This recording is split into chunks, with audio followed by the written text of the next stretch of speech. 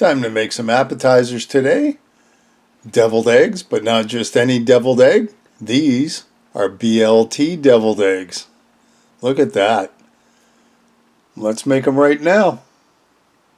Well, the first thing we're going to do is put our water on to boil for our eggs. We need some bacon, so we're going to get that ready too. We don't need a lot, but you can't have a BLT without the B part. Well, I guess you could. It would just be a LT. So there's our bacon. I'm not entirely sure how much I need. I know I'm going to try and do a dozen deviled eggs. So I at least need 12 pieces of bacon. This bacon was really fatty, so I got, the best parts I could. 12 pieces. Let's get that in the oven. 400, about 15 minutes. Get it as crispy as you like. Well, that's done and our water's up to a boil. And now we carefully got to get our eggs in there. And I'm almost done and realize I've got the wrong pot boiling. I needed the next size up pot, so I just barely got those eggs into the pot. It should work. Next up is our sauerkraut that goes in. And, now that I made them, this is optional. But the recipe called for it. About half a cup of sauerkraut, which is about all I had left in the jar of mine. And you want to get out as much of the liquid as possible. So we're going to let it drain. I've squeezed it out. We're going to let it drain in the sink. Tomatoes are next. I didn't have full-size tomatoes, but I thought these would work really well. And they kind of did. So we're just going to take our cherry tomatoes and slice them in half.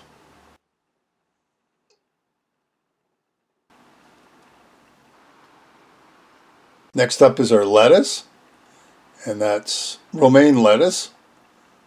I'm just going to kind of make sure that they're going to fit. Smaller pieces, you don't need super big pieces. And we'll put all that aside till we're ready to build our eggs. Bacon's halfway done. I flipped it over and put it back in the oven. Taking out our sauerkraut, and now we've got to peel our eggs. Put them in a bowl of cold water just to make it easier to peel. And even though I had a couple that were in rough shape, I think I can make them work. There's our dozen eggs. So let's get them out of the way. And now, of course, real simple, slice them down the middle. Wow, easier said than done. Sometimes they move around too much. There. There's our dozen. Come on, let's get the last one in there. So there's our dozen eggs. Now the fun part is we get to get all those yolks and get them out of there. So into a bowl, ever so carefully. You got to watch because you're going to rip the egg if you're not super careful. You just grab it and kind of dump them in. Get our pan because we need something to put our eggs on when we're done getting the yolks out. And there we go. There's all our yolks to make our inside stuff. And all our eggs are sitting on a tin waiting to get filled. Put the eggs aside. There's our bacon out of the oven too. It's cooled down a bit. Nice and crispy. And it should be just about right for each of these eggs. So we'll put that onto a small plate with our lettuce and tomatoes. Now it's yolk time. In goes our sauerkraut. I think I would have just done the usual little bit of mayo and mustard, but this works too. It was interesting.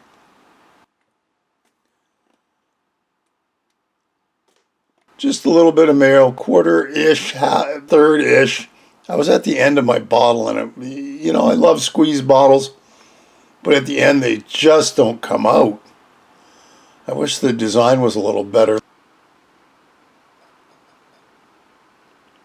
A little bit of pepper, but a half teaspoon, same thing with the salt, to your taste of course, and I threw in a little bit of garlic, half teaspoon again, dash of hot sauce just to hotten it up.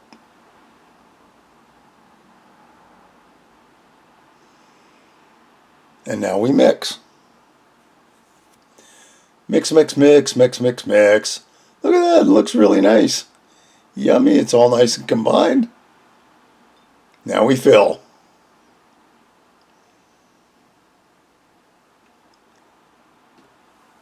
So I had this idea that I would fill one half of the egg. I got them all lined up.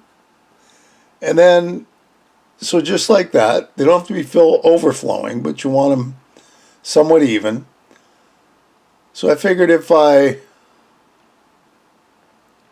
filled the bottom half, then the top half didn't need anything. And then I thought, no, you still need filling on the top half too.